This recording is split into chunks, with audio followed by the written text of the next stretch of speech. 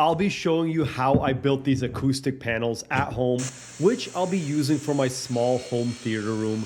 Let's get right into it. So I used a 3/4 inch birch plywood for the acoustic panel frame because it's already perfectly straight, smooth, strong. The frame I decided to go with actually consists of two separate parts, which has two reasons as to why that is.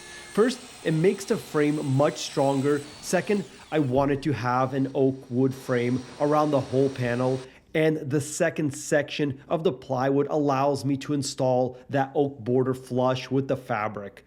The plywood that makes the face of the panel frame, I decided to go with a beveled look, which was a personal preference, but could be left with a square finish as well.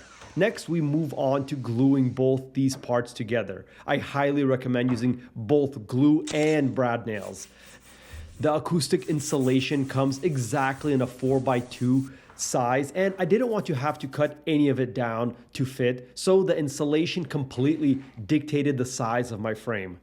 When it came to choosing the right fabric, this part was a little bit tricky. From what I've read, you want a very loose knit fabric. Some ways to check is by bringing up the fabric to some light and making sure it's easy to see through. I ended up with this polyester stretch fabric here because it was very thin and also was more difficult to wrinkle. Now we can finally stuff each panel with the pre-cut acoustic insulation, and you don't want to use just regular insulation found from your local home improvement store. Those are loose and won't work well for this project. The ones specifically made for acoustic panels are rigid and won't sag over time, giving you a nice, neat, smooth, clean look. Now let's move on to making the wood oak border. I used a 3/4 inch oak plywood panel and cut it in half using a track saw first, making it into a more manageable size, and then used my table saw to cut out even strips.